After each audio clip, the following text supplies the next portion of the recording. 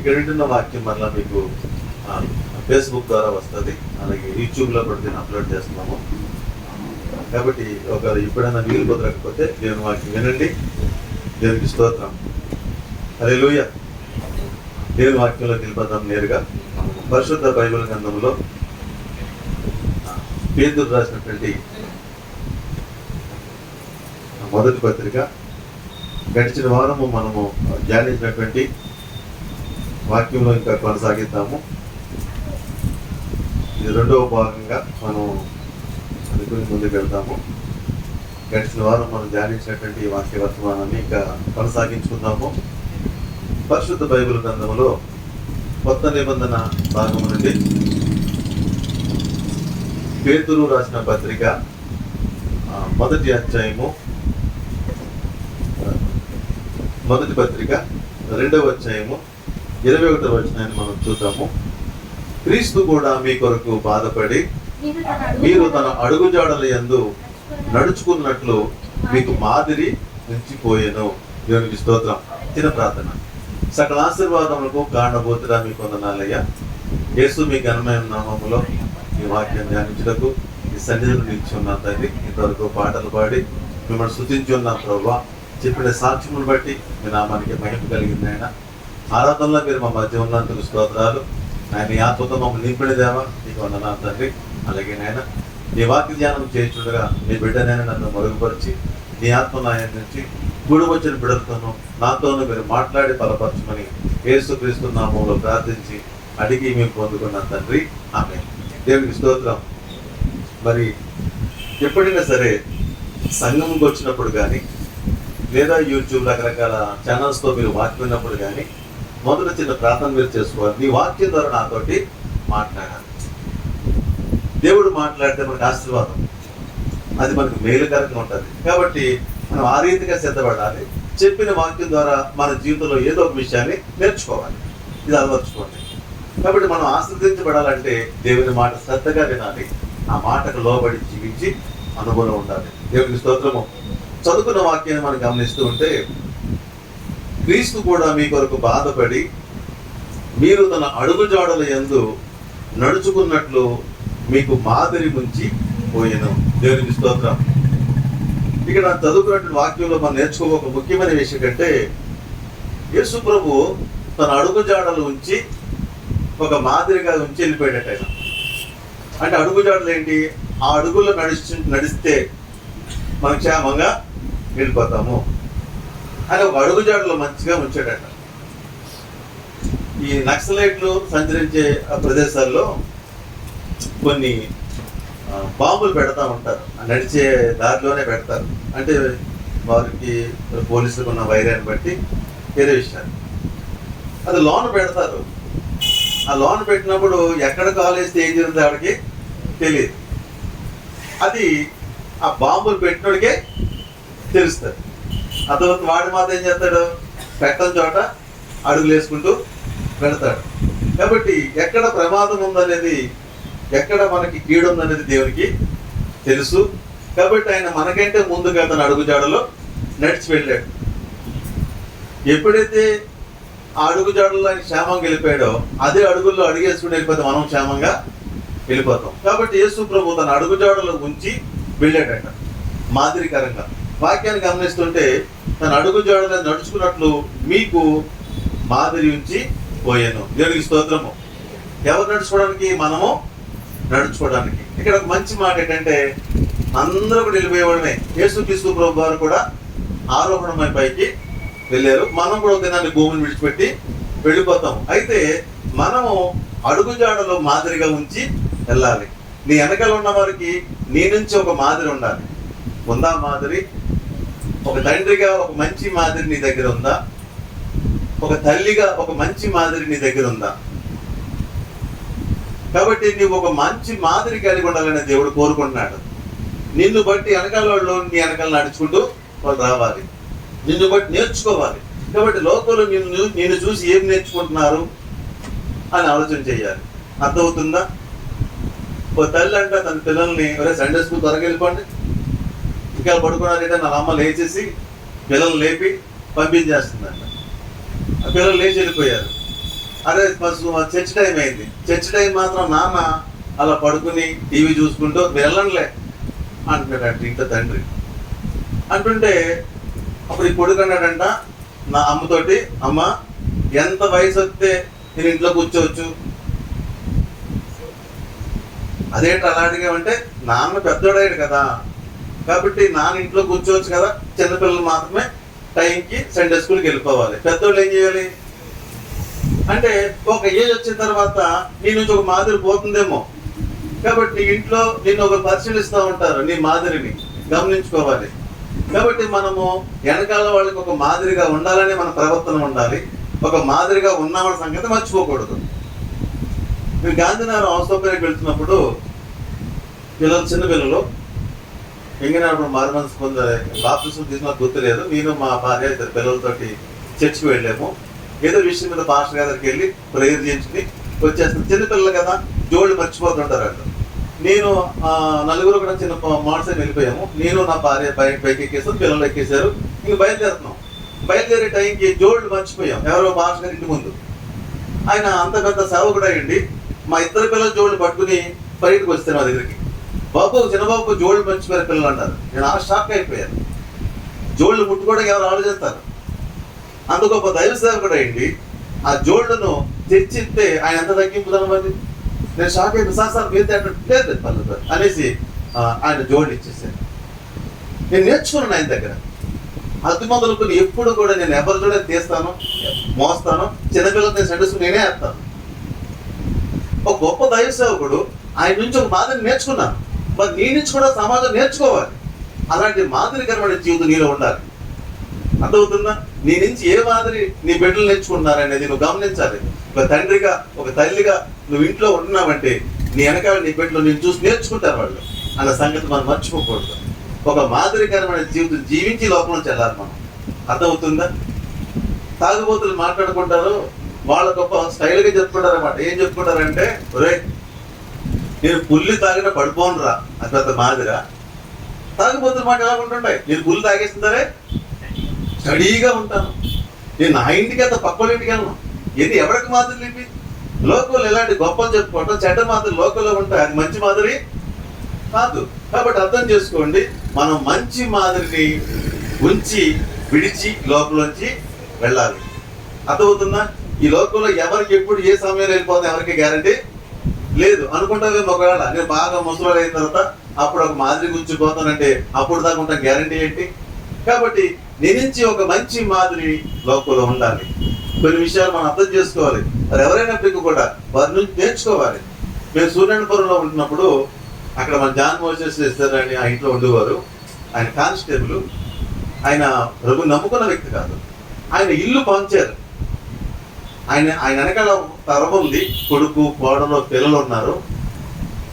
ఎలా పంచాడంటే మేము ఆశ్చర్యపోయాము. నిజంగా చాలా స్ట్రిక్ట్గా ఉంటాడు ఆయన. ఆ ఫ్యామిలీ నడిపించడంలో చాలా స్ట్రిక్ట్గా ఉంటాడు ఆయన. కొడుకు బిడ్డలు ఉన్నారు, కూతురు బిడ్డలు ఉన్నారు, చాలా కుటుంబం ఉంది ఆయనకి. ఆ ఇల్లుని పంచినప్పుడు మేము ఆశ్చర్యపోయాము. ఎవరికి ఎలా పంచాలో అలా న్యాయంగా పంచి ఓ రకంగా వీలునామా రాసి అదంతా కూడా చేసి ఒకరోజు నేను చనిపోయాడు. కాబట్టి ఆయన ఒక మంచి మాదిరి మేము చూసాము. అంటే మనం బతుకుండగానే ఏదైనా చక్క పెట్టాలి, క్లియర్గా ఉండాలి. కొందరు ఉంటారండి బతుకుండగానే వాళ్ళు ఏమీ చేయకుండా వాళ్ళు పోతా గొడవలు పెట్టిపోతారు వాళ్ళు. ఆయన పోయిన తర్వాత ఆ కొడుకులు కూతురు కొట్టుకుని చావటమే, కుదరడం పని చేస్తూ ఉంటారు. అలా ఉండకూడదు. మనం ఏ ప్రవర్తన సరే వెనకాల మనం చూసి నేర్చుకోవాలి. ఆయన ప్రభుని నమ్మని వ్యక్తి అయినప్పుడు కూడా ఆ కానిస్టేబుల్ గారు చేసిన పని నేను చూశాను. ఇలా పంచాలి, ఇలా చెయ్యాలి, ఎవరికి ఎలా చూసుకోవాలి మనకి నేర్చుకోవాలి. కాబట్టి లోకంలో మన ప్రవర్తన, మన నడవడిక వెనకాల వాళ్ళకి మాదిరిగా ఉండాలన్న సంగతి మనం మర్చిపోకూడదు. దేవుడి స్తోత్రము. ఇక్కడ వాక్యం చెప్తుంది, క్రీస్తు మన కొరకు ఒక మాదిరి ఉంచి వెళ్ళిపోయాడు. నీ నుంచి ఏం మాదిరి నేర్చుకుంటుందని ఒక ప్రశ్న నేర్చుకోవాలి. కాబట్టి మనం మాదిరికరంగా ఉండాలంటే మనము మన ముందు ఒక మాదిరిని పెట్టుకోవాలి. ఎవరు పుట్టుకతోనే ఒక మంచి మాదిరిగా పుడతారని గ్యారంటీ ఏమీ లేదు. లోకంలో ప్రవేశించిన తర్వాత స్నేహితులను బట్టో, పరిస్థితులు బట్టో, ఆ వాతావరణం బట్టో ఏదో కొన్ని తప్పుదాలు నడుస్తూ ఉంటాము. దాన్ని దేవుడు ఎంచలేదు. కానీ ఇక మీద నేను సరే నీ ముందు ఒక మంచి మాదిరిని సెలెక్ట్ చేసుకోవాలి. గడిచిన వారం నేర్చుకున్నాము, క్రీస్తు మనకు ఒక మంచి మాదిరి. అంత మాత్రమే కాదు, ఆయన యొక్క భక్తులు సేవకులు కూడా మన మంచి మాదిరిగా ఉన్నారని దేవుని వాక్యము తెలియజేస్తా ఉంది. ఎందుకంటే మరి వారు భార్య బిడ్డలు కలిగి ఎలాగా దేవుణ్ణి వెంబడించారు అనే సంగతి మర్చిపోకూడదు. దేవునికి స్తోత్రం. ఈరోజు కూడా కొన్ని వాక్యాలు మనం ధ్యానించి మరి యేసు ప్రభు అడుగుజాడు నడిచినటువంటి కొంతమంది భక్తుల జీవితాలను ఈ రోజున మనం ముందు మాదిరికరంగా ఉంచుకుందాం. దేవుని స్తోత్రము. యాకోబు రాసిన పత్రిక 5వ అధ్యాయం మనం పోయిన వరకు చదువుకున్నాము. 10వ వచనము.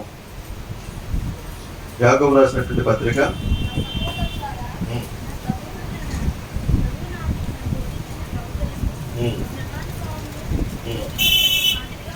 బైక్ లేదమ్మా. నా సహోదరులారా, ప్రభువు నామమును బోధించిన ప్రవక్తలను శ్రమానుభవములకు ఓపికను మాదిరిగా పెట్టుకొనుడి. దేవుని స్తోత్రము. ఈ వాక్యంలో ఇది యోబు గారి గురించి పరిచయం చేయడం పోయిన వారం మనం విన్నాం. కాబట్టి ప్రభు యొక్క అడుగుజాడల్లో నడిచిన దైవ సేవకులు ఉన్నారు, భక్తులు ఉన్నారు, ప్రవక్తలు ఉన్నారు. వారిని మనము ఒక మాదిరికరంగా పెట్టుకోవాలి. వారి జీవితంలో నుంచి ఈ రోజున కొన్ని పాఠాలు నేర్చుకుందాము, కొన్ని అనుభవాలు నేర్చుకుందాం. దేవుని స్తోత్రము. ఇక్కడ ఒక వాక్యం ఉంది, మంచి వాక్యము, అన్ని మంచి వాక్యాలే. తీతుకు రాసిన పత్రిక 2వ అధ్యాయము 7వ వచనము. టైటస్ 2, తీతుకు రాసిన పత్రిక, తిమోతి రాసిన పత్రిక తర్వాత ఉంటుంది. చిన్న అక్షరాల బైబిల్ 197, 2వ అధ్యాయము. తీతుకు రాసిన పత్రిక 2వ అధ్యాయము 7వ వచనము. పరపక్షమందుండు వాడు మనను గురించి చెడు మాట ఏదియు చెప్పనేరక సిగ్గుపడినట్లు అన్నిటి యందు నిన్ను నీవే సత్కార విషయంలో మాదిరిగా కనపరుచుకున్నాము. దేవునికి స్తోత్రం. ఇక్కడ వాక్యం చూస్తుంటే పరపక్షమందుండు వాడు మనల్ని గురించి చెడు మాట ఏదియూ చెప్పనేరక సిగ్గుపడినట్లు అన్నిటి యందు నిన్ను నీవే సత్కార విషయంలో మాదిరిగా కనపరుచుకున్నాము. వాక్యం ఏంటిది? ఎవడు నిన్ను మాదిరిగా పెట్టుకోవాలి? ఎవడు నీ గురించి చెప్పాలట? నీ శత్రువు అంటే ఆపోజిట్ పర్సన్, అవతల వాడు. నీ ఉద్యోగంలో ఆపోజిట్, వ్యాపారంలో ఆపోజిట్, లేదంటే ఎవరో మొత్తం కదా అవతల వాడు పరపక్షం. అవతల వాళ్ళు నీ గురించి చెప్పాలంటాడు.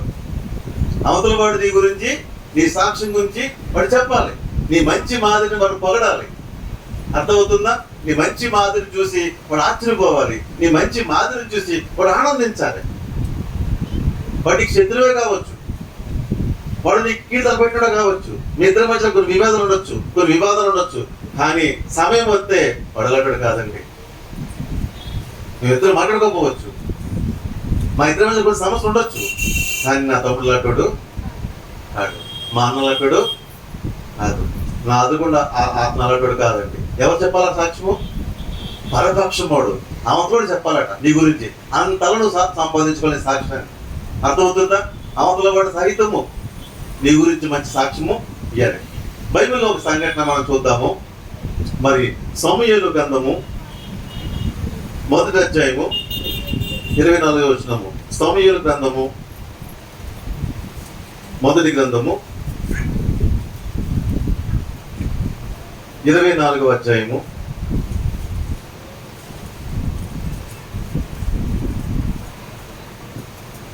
1 అధ్యాయం తీసి పెట్టుకోండి. ఇక్కడ జరిగిన వృత్తాంతం ఏంటి మీకు చెప్తాను, అలా తీసి పెట్టుకోండి. ఇంకెవరు బైబిల్ చూడండి, నా వైపు చూడండి. జరిగిన సంఘటన ఏంటంటే, ఇక్కడ సౌలు అనే ఒక రాజు ఉన్నాడు, దావీదు అనేటువంటి ఒక సైన్యాధికారి ఉన్నాడు. సౌలు గారు ఒక ఆపదలో ఉన్నాడు ఒకప్పుడు. ఎవరితో ఆపద? గొలియాతు తోటి ఆపద. అతను బట్టి తన రాజ్యమే పోయేలాగా ఉంది. అతను బట్టి అతను వివాదాల్లోకి వచ్చేస్తున్నాడు. అలాంటి సమయంలో ఈ దావీదు బాలుడై ఉండి గొలియాతుతో యుద్ధం చేసి ఆపదను తప్పించిన వాడు దావీదు. అంత గొప్ప సాహసం చేశాడు, అంత గొప్ప మేలు చేశాడు ఈ దావీదు. ఈ మేలు చేసిన దావీదుకే కీడు చేయడానికి ప్రయత్నం చేస్తున్నాడు సౌలు. ఎందుకు అంటే అతను బాధ ఏంటంటే, దావీదు చాలా వీరుడు. ఒక రోజున నా తర్వాత అతనే రాజు అయిపోవచ్చేమో, నా తర్వాత నా బిడ్డలు అవ్వాలి, నా కుటుంబీకులు అవ్వాలి, కానీ దావీదు మహావీరుడు, మంచి తెలివైన వాడు, చురుకైన వాడు, చూస్తుంటే అతను రాజు అయిపోతాడేమో అని ఒక ఈర్ష్యతోటి, అసూయతోటి ఇంత మేలు చేసినటువంటి దావీదు మీద కక్ష కట్టాడు. కక్ష కట్టి దావీదుని చంపడానికి చాలా ప్రయత్నం చేశాడు. ఎన్నోసార్లు ప్రయత్నాలు చేయగా దావీదు అక్కడి తప్పించుకుని పారిపోయాడు. ఎక్కడి నుంచి? సౌలు దగ్గర నుంచి పారిపోయాడు. అయినా కూడా తరమాలని ప్రయత్నము చేశాడు. ఈ అధ్యాయంలో ఒక సంఘటన ఉంటుందంటే, ఒకరోజు తరమడానికి వెళ్ళారంట. ఎవరు తరమడానికి వెళ్ళారు? దావీదుని తరమడానికి, చంపడానికి వెళ్ళారంట. ఎవరు? సౌలు. సౌలుతో పాటు కొంతమంది వీరులు సైన్యం వెళ్ళారు. ఒక దావీదుని చంపడానికి వెళ్తే నైట్ పగలంతా తిరిగారు. కనుక ఒక మార్నింగ్ టైంలోని అక్కడ శంఖనివర్తన ఉంటుందంటే టాయిలెట్కి వెళ్తాం. ఈ రాజు ఏం చేశాడంట, ఆ గృహంలోకి టాయిలెట్ కోసమని లోపలికి వెళ్ళాడు. లోపలికి వెళ్ళి అక్కడికి వెళ్ళి కూర్చున్నాడట. ఆ టైంలో పక్కన ఎవరు ఉంటారు కదా, ఎవడు చొప్పట్టు దూరం ఉంటారు, అంతే నీళ్ళు అట్టుకుని, అంతే కదా. ఒక్కడే ఉన్నాడు. ఈ గృహలోనే వీళ్ళు ఉన్నారు. ఎవరున్నారు? దావీదు ఉన్నాడు. దావీదుతో పాటు ఉంటే కొంతమంది వీరులు ఉన్నారు. సౌలు సైన్యం ఒక్కరు కూడా లేరు అక్కడ, ఒక్కరు కూడా లేరు. దావీదు పైన ఉన్నటువంటి సైనికులు అంటారు, వీరులు అంటారు, దావీదు నిన్ను చంపబోయేవాడు దొరికిసాడు ఇప్పుడే, వాడు పక్కన ఎవ్వరూ లేరు, ఒక్కడే కూర్చున్నాడు అక్కడ.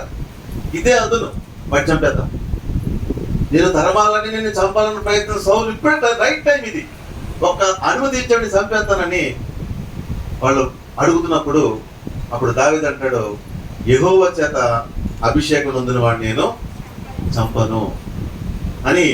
అక్కడ ఇంత కీడు చేసినప్పటికి కూడా దావీదు సౌలు చంపడానికి ఏమాత్రం ఒప్పుకోలేదట. అక్కడ ఆ సిచ్యువేషన్ మీరు తర్వాత ఇంటిగా చదువుకోండి. ఇక్కడ చేసి జరిగిన సంగతి ఏంటంటే, అక్కడ చంపే పరిస్థితి వచ్చినప్పటికి కూడా అక్కడ చంపకుండా అక్కడ ఏం జరిగిందంటే చూడండి, 24వ అధ్యాయము చదువు. అదిగో నీ దృష్టికి ఏది మంచిదో అది నీవు అతనికి చేయనట్లు నీ శత్రువుని నీ చేతికి అప్పగించునని యెహోవా నీతో చెప్పిన దినము వచ్చెనని అతనితో అనగా, దావీదు లేచి వచ్చి సౌలునకు తెలియకుండా అతని పైవస్త్రము చెంగును కోసెను. సౌలు పైవస్త్రమును తాను కోసెనని దావీదు మనసుకు నచ్చి, ఇతడు యెహోవా చేత అభిషేకం నొందినవాడు కనుక యెహోవా చేత అభిషేక్తుడైన నా ప్రభువునకు నేను ఈ కార్యము చేయను. యెహోవాను బట్టి ముందుకెళ్ళిపోతాం. జరిగిన సంఘటన మీకు విన్నారు కదా.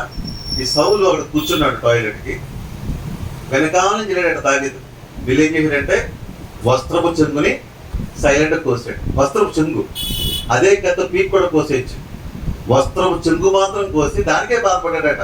యెహోవా చేత అభిషేకం నొందిన వ్యక్తిని నేను వస్త్రం చెంగు కోసానన్న బాధ కలిగి వెనక్కి వెళ్ళిపోయి దూరం వెళ్ళిపోయి అంటాడు, ఓ సౌలా, ఇదిగో నీ వస్త్రము, నీ షర్టు, నీ యొక్క వస్త్రాన్ని కోసాను, ఇదిగో మొక్క, ఇదిగో ఈ వస్త్రాన్ని కోసిన వాడిని నీ పీక్ కూడా కోసేయగలను, కానీ యెహోవా చేత అభిషేకం నొందిన వాడిని ఏమీ చేయను. అయినా నీకు ఎంతో మేలు చేశాను, కానీ ఎందుకో నన్ను తరుముతున్నావు, నన్ను బాధపెడుతున్నావని ఒక మాట చెప్పి దావీదు వెళ్ళిపోతుంటే అక్కడ శత్రువు చూడు ఏమంటాడు. అక్కడ దావీదు సౌలు ఏమంటాడు చూడండి, 17వ వచనం చదువుతామా?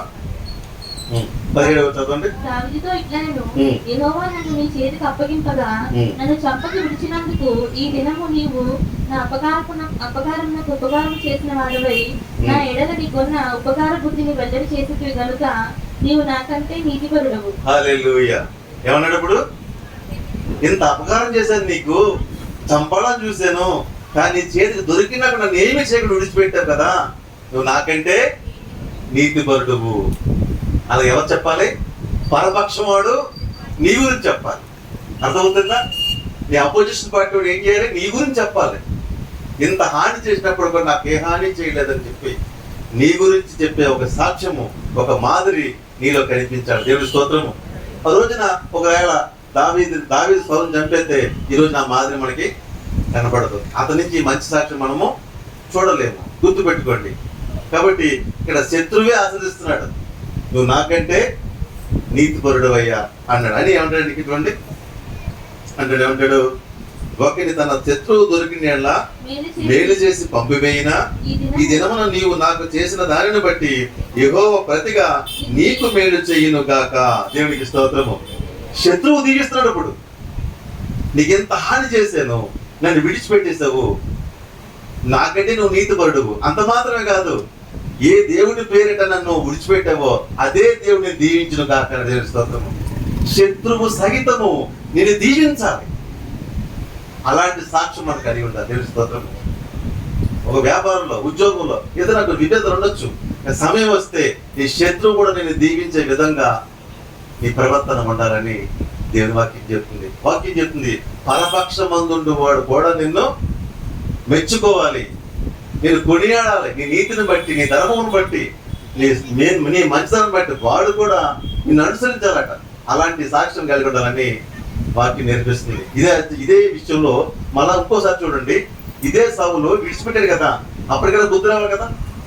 ఒకసారి విడిచిపెట్టాడు దావీదు, రావాలి కదా. అయినా కూడా అతనిలో అహంకారం వచ్చేసి మళ్ళా చంపే ప్రయత్నం మళ్ళా చేసి నెక్స్ట్ టైం మరొకసారి ఏం చేశాడంటే, దావీదు ఎక్కడో జీపు అరణ్యంలో ఉన్నాడని సౌలు తెలుసుకుని మరింత సైన్యం తిరిగాడు. ఎక్కడికి వెళ్ళాడు? దావీదుని చంపడానికి వెళ్ళాడు. అలాంటి టైంలో వాళ్ళు పగలంతా తిరిగి తిరిగి తిరిగి రాత్రి అడిసిపోయి పడుకున్నారట. పడుకుంటా ఆ రాత్రి వేళ దావీదు అక్కడికి వచ్చాడు. రాత్రి వచ్చి చంపడానికి అనుకూలంగా ఉంది. దావీదుతో స్నేహితులు అంటారు, దావీదా ఇదే రైట్ టైం, చంపేయి అన్నప్పుడు దావీదు అంటే వద్దు, యెహోవా చేత అభిషేకం ఏమి చేయనని చెప్పి అక్కడ ఈటే కొన్ని వస్తువులు పట్టుకుపోయి దూరంగా వెళ్ళిపోయి పిలుస్తాడు. ఓ సౌలా, ఇదిగో నీ ఈట, ఇదిగో నీ ఆయుధము నా దగ్గర ఉంది. ఈ ఈట ఎక్కడ నీదే, నీ పక్కకు వచ్చి నీ ఈట నేను తీశాను, ఈ ఈట నేను పొడి చంపేయచ్చు, కానీ నేను చంపలేదు. జాగ్రత్త, నీ సైన్యం భద్రత బాగోలేదు, చుట్టూ నువ్వు అధిపతులు పెట్టుకున్నావు, సైనికులు పెట్టుకున్నావు, ఆ కాపలా బాగోలేదు, ఆ సైన్యం బాగోలేదు, వాళ్ళు స్టడీ చేసుకోని హితబోధ చేసి దూరంగా వెళ్ళిపోతుంటే అక్కడ చూడండి ఏమంటాడు, మన సౌలు ఏమంటాడు చూడండి. 26వ అధ్యాయంలో ఈ మాట మనకుంటాయి. మళ్ళా అంటాడు, ఇక్కడ మళ్ళీ సౌలు దావీదు దీవిస్తాడు. ఏమంటాడంటే 25వ చదువుతాం. అందుకు సౌలు, దావీదా, ఆయన నీవు ఆశీర్వాదం పొందుదువుగాక, నీవు ఘనకార్యములను పూనుకొని విజయం నొందుదువుగాక అని రాస్తూ ఉన్నాడు. హల్లెలూయా. అందుకు సౌలు, దావీదా నాయనా, నీవు ఆశీర్వాదం పొందుదువుగాక, నీ ఘనకార్యములు పూనుకొని విజయం నొందుదుగాక అని దావీదును.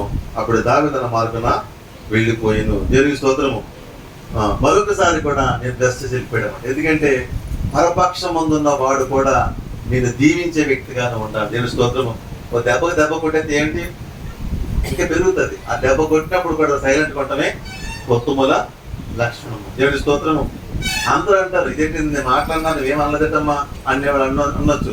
అక్కడ మౌనంగా ఉన్నా, తిరుగుబాటు చేయకపోయిన దెబ్బ కొట్టకపోయినా అందరూ అంటారు, అతను కొడితే కింద పడిపోతావు నువ్వు. కానీ అతను సైలెంట్గా ఉన్నట్టే కారణం అతనికి నీతి, అతనికి ధర్మం, అతను నమ్ముకున్న మార్గమే అని నిన్ను గురించి సాక్ష్యం చెప్పాలి. నీ స్నేహితులు అనాలి, అసలు అతని ముందు నువ్వు ఎంత దెబ్బ కొడితే పడిపోతావు. కానీ అతని మౌనం కూడా కారణం ఏంటి, అతను దేవుణ్ణి వెంబడిస్తున్నాడు. దేవునికి స్తోత్రం. అలాంటి సాక్ష్యం నీలో ఉండాలని పౌలు కోరుతున్నాడు. ఏమన్నాడు పౌలు? ఏమన్నాడు? పరపక్షం చదువుతామండి. తీతు రాసిన పత్రిక, పరపక్షమందున్న వాడు మనం గురించి చెడు మాట ఏది చెప్పనేరుకున్నట్లు అన్నిటి యందు నేను నీవే సత్కార్యముల విషయంలో మాదిరిగా ఉండము. దేవుని స్తోత్రము. పరపక్షమందున్నాడు కూడా దావీదు మేలు చేసి ఒక మంచి సాక్ష్యాన్ని, ఒక మంచి మాదిరిని ఉంచి వెళ్ళాడు. హల్లెలూయా. మరొక మాదిరి మనం చూసుకుందాము. ఈ మాదిరి ఎవరంటే పౌలు భక్తులు మరో వాక్యం చెప్తున్నా చూద్దామా? అపోస్తుల కార్యములు 20వ అధ్యాయము. అపోస్తుల కార్యములు 20వ అధ్యాయము. మనం ఇవన్నీ కూడా అనగనగా బాలమిత్ర, చందమిత్ర, చందమామ కథలు కాదండి, జరిగినటువంటి సత్యాలు. వీటిని నేర్చుకోవాలి మనం. 20వ అధ్యాయము 33-35 వచ్చిన చదువుదామా? ఎవని వెండినైనను బంగారమునైనను 20, 30, 33, 35. ఎవని వెండినైనను బంగారమునైనను వస్త్రమునైనను వస్త్రమైనను నేను ఆశింపలేదు. నేను ఆశింపలేదు. నా అవసరముల నిమిత్తమును నా అవసరముల నిమిత్తమును నాతో ఉన్నవారి నిమిత్తమును నాతో ఉన్నవారి నిమిత్తము ఈ నా చేతులు కష్టపడినవని ఈ నా చేతులు కష్టపడినవని మీకే తెలియను. మీరును ఇలాగ ప్రయాసపడి బలహీనను సంరక్షింపవలననియు పుచ్చుకొనుట కంటే ఇచ్చుట ధన్యమని ప్రభువైన యేసు చెప్పిన మాటలు జ్ఞాపకం చేసుకున్నామని అన్ని విషయంలో మీకు మాదిరిగా చూపిస్తుందని చెప్పిన. బాగా వినండి, పౌలు తన వ్యక్తిగత సాక్ష్యాన్ని ఇక్కడ చెప్తున్నాడు. ఏమన్నాడంటే, ఎవరిని ఎండైనను బంగారమైనను వస్త్రమునైనను నేను ఆశింపలేదు. నా అవసరం నిమిత్తము నాతో ఉన్నవారి నిమిత్తమును ఈ నా చేతులు కష్టపడినవని మీకే తెలియదు. ఇక్కడ పౌలు అనబెట్టంటే ఆయన సేవకుడు, దేవుడి పరిచర్య చేస్తున్నాడు. ఆయన జీవితంలో ఎన్నో కష్టాలు ఉన్నాయి, ఆర్థిక ఇబ్బందులు ఉన్నాయి, అవసరాలు ఉన్నాయి. ఏ రోజు కూడా ఏ సేవకుడి దగ్గరికి వెళ్ళి, ఏ విశ్వాసం ఇంటికి వెళ్ళి అమ్మ నాకు ఇది కావాలని అడగలేదు. అర్థమవుతుందా? సేవకుడు ఎప్పుడు కూడా భిక్షగాడిగా ఉండకూడదు.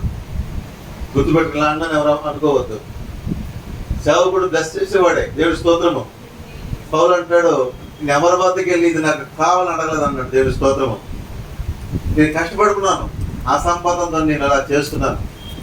ఎవరైనా ఇస్తే నేను పుచ్చుకున్నానేమో కానీ ఎవరి వద్ద నా కష్టం ఇది, నా బాధని నేను ఊరంతా ఇది చెప్పుకోలేదు.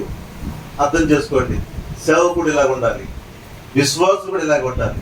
అర్థమవుతుందా? దొరుకుతుంది కదా అని చెప్పేసి ఫ్రీగా వస్తే పేనలను తాగేస్తా అన్నట్టుగా మనం ఉండకూడదు. అర్థమవుతుందా? కాబట్టి మన జీవితంలో ఒక రోషం ఉండాలి, రోషం కలిగే లోకంలో జీవించాలి. ఎవరు పడితే అలా కొంచెం కొన్ని చోట్ల ఉంటాయండి, సంఘంలోకి వస్తారు, కొంచెం పరిచయం పెంచుకుంటారు, పరిచయం పెంచుకుని వెంటనే అప్పులు. మంచిది కాదు. అలాంటి దిగజారిపోయే మనసు, అలాగా నువ్వు తగ్గిపోయే మనసు ఎప్పుడు ఉండకూడదు. నువ్వు ఎప్పుడు రాయల్టీ కూడా నేర్చుకోవాలి. నువ్వు దేవుని వైపు చూడాలి, దేవుని వైపు అయితే ఉండాలి. నాకు అవసరం అనుకోండి, ఏం చేయాలి? ప్రార్థన చేయాలి. ప్రభు నా అవసరం ఇది, నా సమస్య ఎదున్నప్పుడు ఆయన వైపు చూడగా అప్పుడు మీలో ఎవరో ఒక నుంచి ఎటో వైపు నుంచి వాడు ప్రేరేపిస్తాడు దేవుడు. అప్పుడు ఏదో కానికి ఇచ్చారనుకోండి, నా అవసరం తీరదు అనుకోండి, అప్పుడు ఎవరు సూచిస్తాను? నేను దేవుడిని సూచిస్తాను. అర్థమంతా నాకు అవసరం అయింది అన్నీ ఎవరో ఇంటికి వెళ్ళిపోతాను. పౌలు ఎలా ఉన్నారండి అని చెప్పి వెళ్తే కొంచెం ఇలా కూర్చుని పోతాను. అక్కడ నాకు అవసరం ఏంటి? నాకు డబ్బులు కావాలి. అక్కడ కూర్చుని పోతే ఈయన వచ్చాడు రా బాబు అని చెప్పి మాత్రం ప్రార్థన చేసి ఎంతో కానీ చెప్తాడు. 10 సార్లు అవసరం ఏం చేస్తున్నాను? ఎవరింటికి వెళ్దామా ఇదే తిరుగుతూ కూర్చుంటారు. ఇలా చాలా మంది అనుకుంటున్నారు. హాస్పిటల్కి వెళ్ళి ప్రేయర్ చేస్తారు, అక్కడ ఎలా ఉండిపోతారు అంతే. పెద్ద హాస్పిటల్లో బోర్డు ప్రార్థన చేస్తాం, ఎంతో మంది దేవుడు బాగు చేశాడు. ఏ రోజు కూడా 1 రూపాయి కానుక పుచ్చుకోవడం మేము గుర్తుపెట్టుకోండి. హాస్పిటల్లో వస్తారు, ఇదొక వేషం అన్నమాట. అలా వెళ్ళిపోయి ప్రార్థన చేసాడు, అలా ఉంచిపోవడం. ఎందుకు? వాళ్ళే కష్టాలు ఉన్నారు, వాళ్ళే బాధలు ఉన్నారు, వాళ్ళ మళ్ళీకి మన డబ్బులు. ఇది మంచి పద్ధతి కాదు. చాలా మంది ఇలాగా ఒక బెగ్గర్స్ కింద తయారైపోయారు. ఎక్కడ కూడా నువ్వు దిగజారకూడదు. నువ్వు దేవుడు పెట్టే రాయల్టీ కూడా నేర్చుకోవాలి. అర్థమవుతుందా? ఎక్కడ అప్పు దొరుకుతుందా? ఎవరి దగ్గర మనం తీసేసుకోవాలి, ఎవరి దగ్గర అందుకోవాలి. ఈ మనసు మంచిది, కష్టపడి అడగడం తప్పట్లేదు, కానీ ఈ మనసు మంచిది. పౌలులా జీవించాడట. ఇప్పటికి ఈ పరిచయం అలాగే ఉంది. దేవుడి స్తోత్రం. చర్చిలో మేము ఎన్నో క్రిస్మస్ పెయింటింగ్లు పెట్టాం. ఎప్పుడు ఈ చర్చ ఎప్పుడు చెప్పాము ఎప్పుడన్నా ఇంత డబ్బు ఖర్చు అయిందని కానీ మేము ఇంత ఇవ్వాలని కానీ నేను చాలా చోట్ల విన్నాను. వాళ్ళ స్థితి ఏంటో చూసుకోవాలి, ఇంత వేస్తారు అంతే. ఇదిగో అమ్మా మీరు నెలకు 1000 కట్టాలి, ఇది ఈ ఫంక్షన్ చేస్తాము, మీరు 2000 కట్టాలాగా. వాళ్ళు లేని భారం పెట్టేవాళ్ళు చాలా మందిని చూసి ఎప్పుడు కూడా ఇక్కడ అడగలేదు. మేము అంత గుర్తుపెట్టుకోండి. మీరు ఏదైనా ఇస్తే దాంట్లో కలిపి చేసేవారు, కానీ ఏ రోజు కూడా మీరు ఇస్తారని మేము చేయలేదు, మీరు ఇస్తారని ఎదురు చూడలేదు. మేము దేవుడిని కనపరచాలనుకున్నాం, ఆ కనపరిచే పనులను ఉన్నాం. దేవుడి స్తోత్రం. దాంట్లో మీ చెయ్యి కలిసింది అంతే. దేవుడి స్తోత్రం. కాబట్టి ఇలాంటి మనసు ఎప్పుడు ఉండకూడదు. ఇది మంది మీటింగ్లు పెట్టినప్పుడు చాలా మంది అన్నారు, ఇంత కొంచెం వస్తారు కదండి, పాండు దండం అన్నారు. ఎప్పుడు మీరు రూపాయి పుచ్చుకోలేదు. అర్థం చేసుకోండి, దేవుడి సేవ వ్యాపారం చేసేది కాదు. 30-20 రూపాయల క్యాలెండర్ని 150 రోజులు చాలా మంది ఉన్నారు కూడా. నేను ఎవరు విమర్శించి మాట్లాడేదండి. దేవుడి సేవ వ్యాపారము కాదు. ఈరోజు మీరు చూస్తున్నారు, ఇక షాపింగ్ మాల్ అయిపోయినాయి పరిచర్యలు. పెద్ద పెద్ద సంఘాలు పెట్టేసి కొంటే వాళ్ళ స్కూల్ బ్యాగే కొనాలి. అక్కడ అన్ని అమ్మేస్తారు. వాళ్ళు బుక్ స్టాల్ పెడతారు. అలా బుక్ స్టాల్లో వాళ్ళ స్కూల్ బ్యాగులు, వాళ్ళ టైలు, ఇక అన్ని షూ గీసు, అది షాపింగ్ మాల్.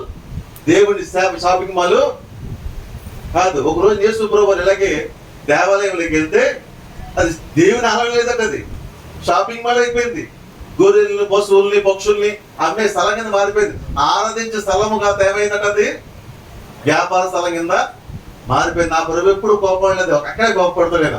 ఒక తాడు ఒకటి పేని కొరడాకరగా చేసి లోన ప్రతి ఒక్కరు కొట్టి బయటికి పంపించాడు. నా తండ్రి ఏమంటాడు, మంచి మాట్లాడుతుంది, నా తండ్రి ఇంటిని వ్యాపార స్థలం కింద మీరు మార్చేశారు. ఈ రోజున సంఘాలు వ్యాపార స్థలాల కింద మారిపోయింది. దయచేసి జాగ్రత్త, అలా ఎప్పుడు ఉండకండి. అర్థమైందమ్మా? అదే మనకి ఎప్పుడు మంచిది. ఈ రోజున చాలా మంది దేవుని సంఘంలో పాడు చేస్తున్నారు. అర్థం చేసుకోండి, ఎప్పుడు అలా ఉండకూడదని దేవుడు నేర్పిస్తాడు. దేవుని స్తోత్రం. పౌలు నేర్పించాడు, ఈ ఇచ్చుకురుడు కంటే కూర్చుట ధన్యము. అర్థమవుతుందా? ఎప్పుడు నీ చేయి పైన ఉండాలి, అలా ఉండాలి ఎప్పుడు కూడా నువ్వు. అది దేవుడు కోరుకుంటున్నాడు. అర్థమవుతుందా? మీరు ఇవ్వగలిగే సామర్థ్యం దేవుడు ఇవ్వాలని మేము ప్రార్థన చేస్తూ ఉంటాం. ఎందుకంటే అప్పులు ఉన్నారు, మేము చేసే ప్రార్థన ఏంటి? ప్రభా ఆర్థికంగా వస్తున్నారు, ప్రభా అప్పుల్లో వస్తున్నారు, ప్రభా వారికి ఇవ్వగలిగే సామర్థ్యాన్ని మీకు దయచేయండి, వారి పరిస్థితులను మార్చండి. దేవుడికి స్తోత్రము. కాబట్టి ఈ రీతిగా ఉండాలని పౌలు భక్తులు కోరుతున్నాడు. నాకు చాలా కష్టాలు ఉన్నాయి, చాలా బాధలు ఉన్నాయి. ఎప్పుడు అనలేదంటే పౌలు ఏమన్నాడు, బంగారం కానీ వెండి కానీ దయచేసి అనవసరంగా ఎప్పుడు కూడా అలకండి. విశ్వాసంగా మీరు పరిచయం ఉంటే, ఏదో పెళ్లి వచ్చిందండి మీతో ఆడిస్తారు పిన్ని, ఎందుకు రాడలేదు చర్చికి పెళ్లికి వెళ్ళావా, వెళ్ళకపోతే మా నీ తాడు లేకపోతే అవసరం ఏముంది? డబ్బులు రోడ్లు కూడా కొన్ని కోసుకోవడం తప్పనిసరి పరిస్థితి అండి. బంగారం మీద వస్తువు ఇచ్చుకోవాలి, ఈ వస్తువు పట్టుకెళ్ళడం, దీని మళ్ళీ తాగెక్కండి. ఎందుకు అవసరమా లేదు అనుకోకుండా పోయింది. ఆ తర్వాత గొడవలు ఎన్ని అవసరమా? కాబట్టి మనం ఎప్పుడు కూడా ఇతరుల వైపు నుంచి ఏం ఆశిద్దామనే ఆలోచన ఎప్పుడు మనకి రాకూడదు, ఉండకూడదు. అతను పౌలు చెప్తున్నాడు, నీ పనులు నేను చేయలేదు అని ప్రభువుని బట్టి నేర్చుకున్నాను. ప్రభువు నాకు మాదిరిగా ఉన్నాడు, ఆయన నేర్పించాడు. కాబట్టి ఈ రీతిగా మనము ఉండాలని చూపిస్తూ బైబిల్లో ఒక ఆయన చూద్దాం మనము. ఆదికాండము 14 అధ్యాయము. ఆదికాండము 14 అధ్యాయాన్ని మనం గమనిస్తుంటే అక్కడ ఒక సంఘటన జరిగింది. ఏమిటంటే అబ్రహాం గారు సహోదరుడు లోతు సొదొమ గొమొర్రా నావే చూడండి, అందరూ కూడా 14 అధ్యాయం తీసి పెట్టుకోండి. అక్కడ జరిగిన సంఘటన వినండి. హల్లెలూయా, హల్లెలూయా. జరిగిన సంఘటన ఏంటంటే అబ్రహాం అప్పటికే ఒక పెద్ద వయసు వచ్చేసింది, పెద్ద వయసులో ఉన్నాడు ఆయన. అయితే ఆయనకు ఒక వార్త వచ్చింది ఏంటంటే, నీ సహోదరుడు లోతు సొదొమ గొమొర్రా ఉన్నాడు కదా, అతన్ని అతని ఆస్తిని కూడా శత్రురాజులు తీసుకుపోతున్నారు. ఒక యుద్ధం జరిగింది. ఆ యుద్ధంలో లోతు ఉన్నటువంటి రాజు ఓడిపోయాడు. ఓడిపోయి ఆ దేశంలో ఉన్న ఆస్తి అంతా పట్టుకోవాలి, అందులో లోతు కూడా ఉన్నాడు.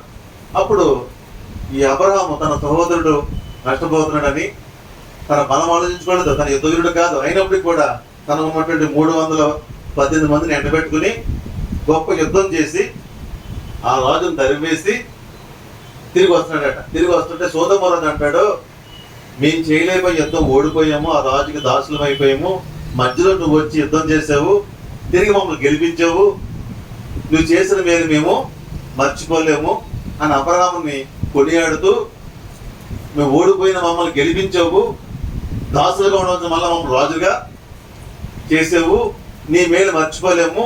కాబట్టి ఆ శత్రురాజు దోచుకున్న బోల్డ్ డబ్బు ఉంది, యుద్ధం చేసినాడు అప్లోడ్ ఉంటాయి కదా వస్తువులు, అవన్నీ దోపుడుతోమంటుందని అవన్నీ బోర్డు ఉన్నాయి, ఇవన్నీ నువ్వు తీసేసుకొని ఆ సొదొమ రాజు అబ్రహాంకి ఇస్తున్నాడు. సొదొమ రాజు అబ్రహాంకి ఇస్తున్నాడు. ఎందుకు ఇస్తున్నాడు?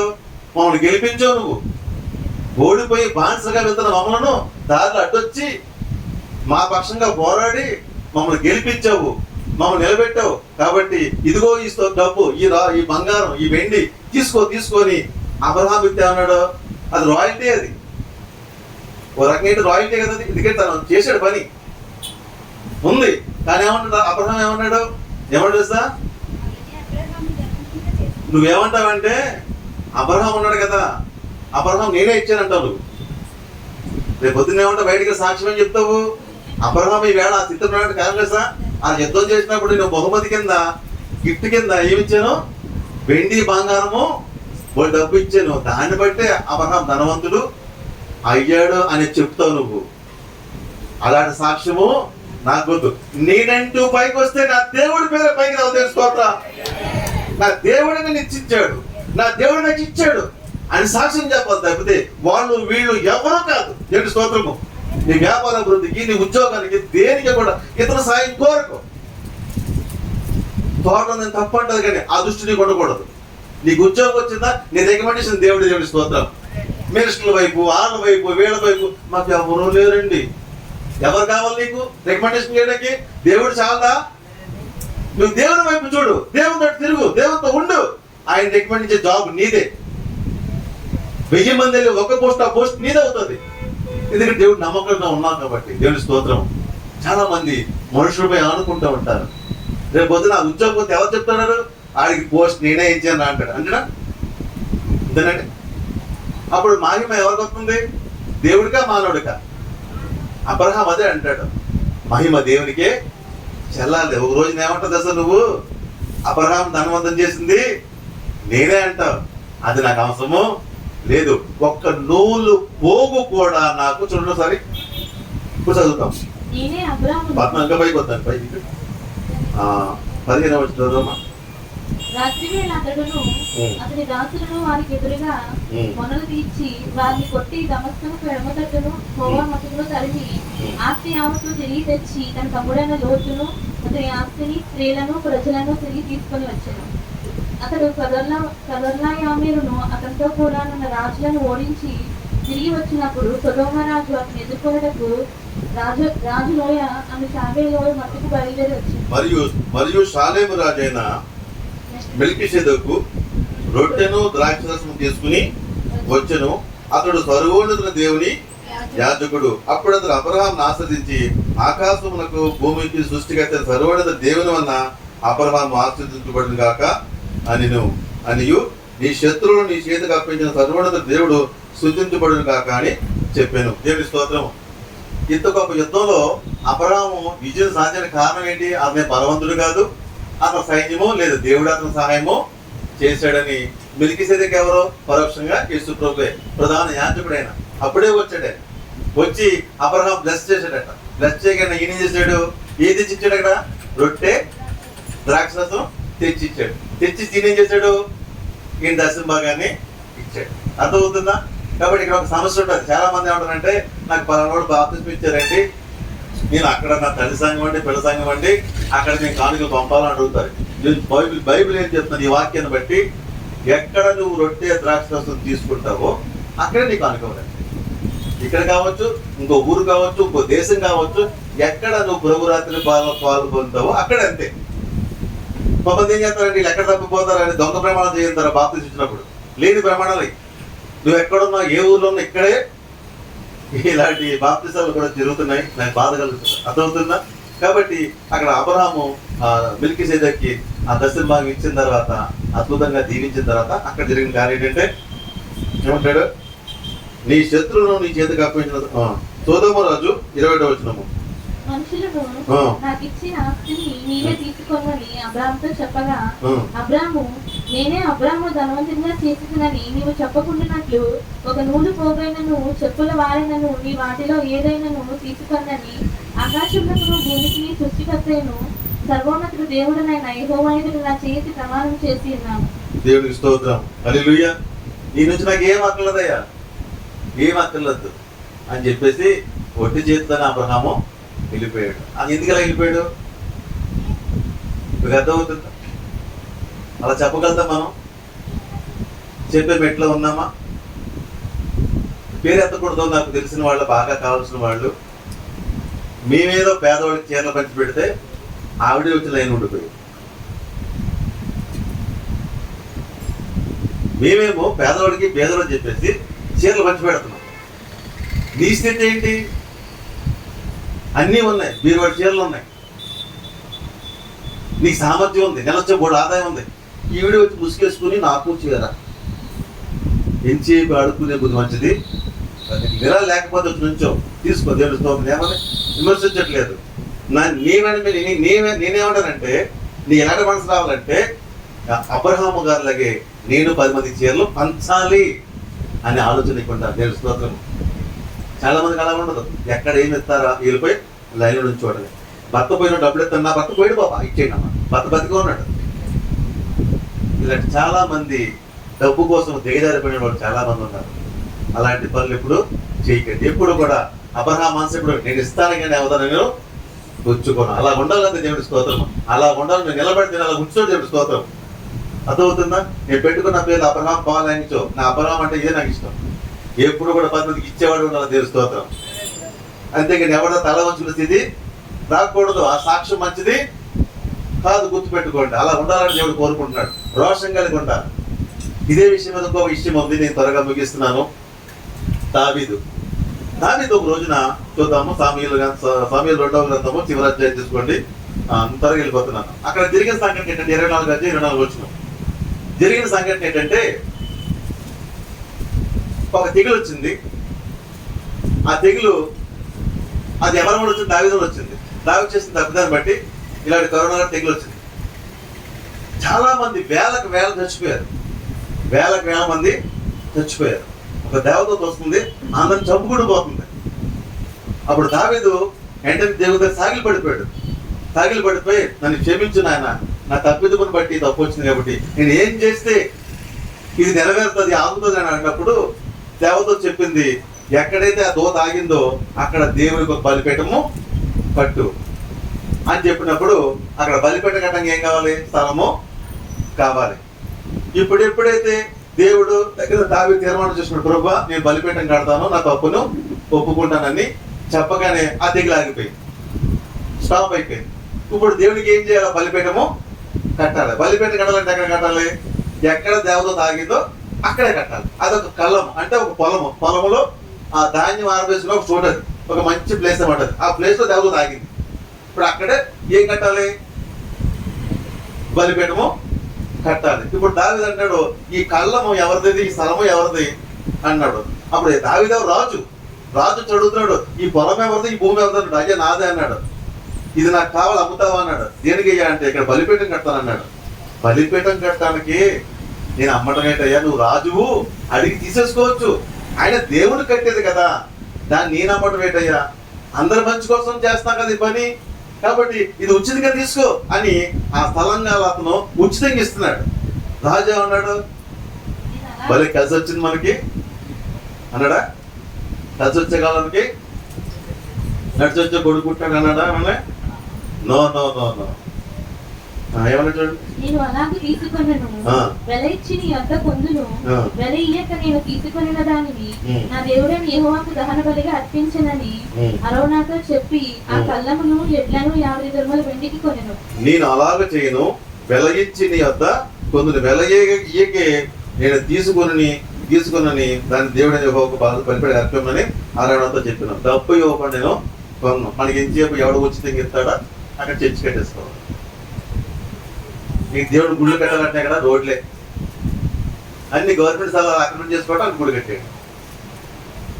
రాజు వెల్ల ఇచ్చి కొన్నాడు అంతే. మీకు తెలుసా, ఈ పరిస్థితి అభివృద్ధి చెందినప్పుడు రాజీవ్ అపార్ట్మెంట్ లో 240 గజాల స్థలం ఉంది. అది ఒక రాజకీయ నాయకుడు కబురు వచ్చింది, మీ చర్చిలో 4 పేర్లు చెప్పి 4 పేర్లు రిజిస్ట్రేషన్ చేసుకోండి, తక్కువ డబ్బులకి, మీ పేర్లు చెప్పకూడదు, తక్కువ డబ్బులకి మీకు ఆ స్థలం ఇచ్చేస్తాము, చర్చి కట్టుకోండి, 240 గజాలు తీసుకోమని చెప్పారు. చెప్తే అక్రమంగా వచ్చేది నాకు అవసరము లేదు, రేపు పొద్దున్న ఈ గవర్నమెంట్ ఉంది కాబట్టి అలానే ఇస్తున్నారు, చర్చి కడతాం, రేపు పొద్దున్న ఎవడో కూడా వస్తాడు, ఈ చర్చి అక్రమ స్థలంలో కట్టారంటే ఎవరికి అవమానం? అది నా దేవునికి అవమానం తెలుసుకోవద్దు. అర్థమవుతుందా? అలా చెడ్డపడి చేయలేదు. ఆ రోజులో చాలా తవ్వకది, చర్చి ప్రారంభించి రోజు వచ్చేసారట. మేము తీసుకోలేదు. దేవుడు ఇస్తాడు ఎప్పుడోకప్పుడు, ఆయన కడతాం దేవుడి స్తోత్రం. ఎప్పుడో పేరు ఇస్తాడు. ఏమో ఏ గొప్పవాడినో ఎకరాల భూమి ఉంటాడు, వాడికి ఏదో ఒక మేలు చేయాలనుకుంటాడు, దేవుడు చేస్తాడు, వాడు పేరు ఇస్తాడు. వాళ్ళ అపరాహం ఉంటాడు, ఎకరా భూమిని ఇచ్చేస్తాడు దేవుడు అంతే. దానికి అడ్డదారు తప్పని అవసరము దేవుడికి మహిమైనా తప్పితే అది అడ్డదారు మనం తొక్కే కూడదు. అర్థమవుతుందా? ఇలాంటి ఎన్నో మనం చూసాం. కాబట్టి దేవునికి అవమానం తెచ్చేది ఏ పని మనము చేయకూడదు. కాబట్టి ఉచితంగా వస్తాం కదా దేని బట్టి దానికి మనం ఆ పని చేయకూడదు. తెలుసుకోవాలి మళ్ళీ. కాబట్టి ఇక్కడ పౌలు భక్తుడు ఏం చెప్తున్నాడు?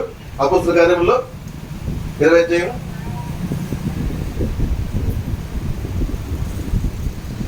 వెనక అందుకోవాలి మీరు. అపోస్తుల కార్యాల అధ్యాయం 30-35 ఉంది. ఎవని వెండి బంగారం నేను వస్త్రములను నేను ఆశింపలేదు.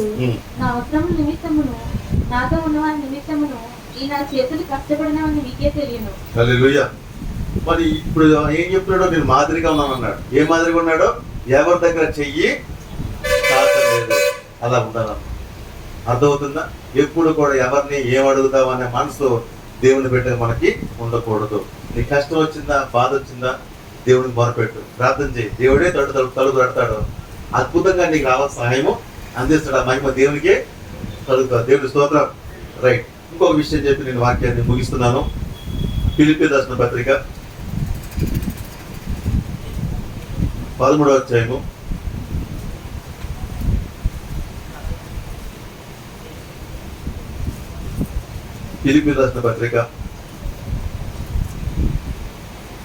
13వ అధ్యాయం చూపించండి. 3వ అధ్యాయము 13-17 చదువుకుందాం. 17 చదువుకుందాం. సహోదరులారా, మీరు నన్ను పోలి నడుచుకొనుడి. మేము మీకు మాదిరి అయిన ప్రకారము నడుచుకుని వారిని గుర్తుపెట్టుకోండి.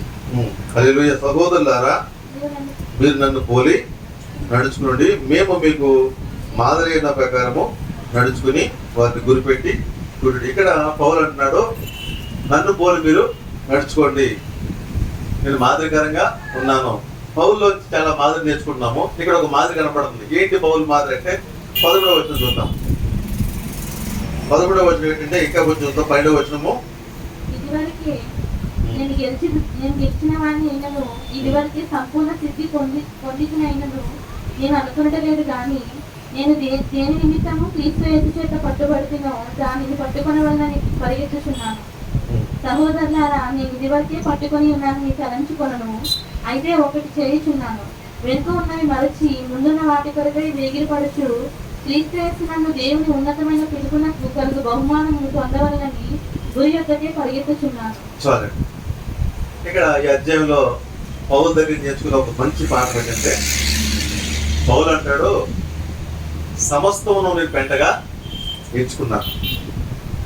లోకంలో ఉన్నవన్నీ కూడా నాకు పెంటతోటి సమానము. ఏది నాకు అది ఎక్కువేమీ కాదు. అర్థమవుతుందా? ఈ లోకంలో దేవుని కొరకు అవసరమైతే దేనన్నా నేను విడిచిపెట్టేస్తాను. దానికోసం పోట్లాడను, దానికోసం బాకులాడను, దానికోసం నేను దిగజారిపోను. లోకంలో ఏది నాకు పెద్ద గొప్ప ఏమీ కాదు, పెంటతో ఎంచుకున్నాను అంటున్నాడు. ఈరోజు చాలా మందికి లోకంలో ఉన్న వాటిని ఘనంగా ఎంచుకుంటున్నారు. కొందరికి కులమే గొప్ప. అవునండి, సౌలు గారికి పౌలున్న సౌలుకి రోమాలో జన్మించిన వ్యక్తి. ఆ పౌరసత్వే గొప్పది. తార్సువాడు అదో గొప్ప బిరుదు. ఇవన్నీ కూడా పెంటగా చేసినాడు. అది నాకు అవసరమో లేదు. క్రీస్తు నిమిత్తము అవన్నీ కూడా నేను పెంటగా చేసుకున్నాను. అవి నాకు అవసరమో లేదు. క్రీస్తు నిమిత్తం అన్ని విడిచిపెట్టేశాను. నా జాబ్ రిజైన్ చేశాను. మంచి జాబ్ సౌలుది. ఆ జాబ్ ఏం చేశాడు? రిజైన్ చేసాడు. అంటే జాబు దృష్టిలో పెద్ద గొప్పదేమీ కాదు, ఒక పెంటతో సమానం. ఇలా పౌలు గారు నేర్చుకునే పాయింట్ ఏంటంటే, ఇక్కడ ప్రముఖమైన మనిషి చూద్దాము. 11వ వచనంలో ఉంటుంది దేవుని మాట. అయితే ఒకటి చేయుచున్నాను, వెనకున్నవి మరచి ముందున్న వాటికి వేగిరపడుచు క్రీస్తు యేసునందు దేవుని ఉన్నతమైన పిలుపు కొరకు బహుమానం పొందాలని గురి వద్దకి పరిగెట్టుచున్నాను. ఇక్కడ పౌలు నుంచి ఒక నేర్చుకున్న ఒక ముఖ్యమైన పాఠం గమనించుకోండి. ఇది ఈ రోజు నా చివరి మాట. వెనుకున్న వాటిని మరచి ముందున్న వాటికి వేగిరపడటమే పౌలు యొక్క స్వభావం. పౌలు ఎప్పుడు కూడా జరిగిపోయిందని ఆలోచించడం, దాని గురించి చింతించడం. అర్థమవుతుందా? చాలా మంది జరిగిపోయిన వాటిని గుర్తుపెట్టుకుంటారు, దాని గురించి చింతిస్తూ ఉంటారు. కొంతమంది చూస్తూ ఉంటే అలా అంటారు, మేమండి ఈ స్థలం ఒకప్పుడు ₹1,00,000 కనిపించామండి. అది 10 ఏళ్ళ క్రితం స్థలం ₹1,00,000 కనిపించాను, ఇప్పుడు ₹1,00,00,000 అంటది. ₹1,00,000 అయిపోయిందండి. జరిగిపోయింది కూడా ఎందుకు? అప్పుడు 1,00,000 సంవత్సరం నీకు అభ్యసుకున్నాం, అంత అయిపోయింది. నా దారిని పోతూ ఆ స్థలం చూస్తూ బాధపడితే ఏం ప్రయోజనము? నీకు ప్రయోజనం ఏమీ లేదు. పౌరులో ఒక మంచి కొన్నట్టు వెనుకున్న వాటిని మర్చిపోతాడు. పాస్ అయిపోయింది. ఇంకా జరిగిపోయిన తప్పులు కొంచెం ఎదుర్కోవద్దు. ఇంకా అప్పుడు ఆయన చేసుకుంటే బాగుండు, ఇప్పుడు ఈవెంట్ చేసుకుంటే బాగుండు, పెళ్ళి అయిపోయింది కదా, రావద్దు భర్త వచ్చేసాడు కదా, రావద్దు భార్య వచ్చేసింది కదా, ఇంకేం ఎందుకు? ఇంకా జరిగిపోయిన వాటిని చింతించుకుంటూ గుర్తుపెట్టుకోవడం పౌలు స్వభావం కాదు. నీ ముందు ఒక గోల్ ఉంది, దాని కొరకు పరిగెట్టు. పౌలు స్వభావం అదే. జరిగిపోయిన వాటిని తలంచుకోను, వాటి గురించి చింతించు, నా పని అది కాదు. పౌలు నేర్చుకుంటే ఒక ముఖ్యమైన మాట అంటే ఇదే. వెనుకున్న వాటిని అంటే ఏం చేస్తాడు? మర్చిపోతాడు, ముందున్న వాటి కోసమే చూస్తాడు. కాబట్టి మన ముందు ఒక మంచి మాదిరి ఉంది, నా ముందు ఒక గోల్ ఉంది, ఆ ప్రయాణం అయితే మనం వెళ్ళాలి. దేవుని స్తోత్రము. ఈతగా బైబిల్లో ఒక వ్యక్తిని చూస్తుంటే, అతను నేను బైబిల్ తీయించడానికి తెలిసిన వ్యక్తే. అతని పేరు యోసేపు. అతని పేరు యోసేపు. యోసేపుకి అతను అన్నదమ్ముల్లో 11వ వాడు. ఒక రోజు అంత కళ వచ్చింది. ఏంటా కళ చెప్పండి.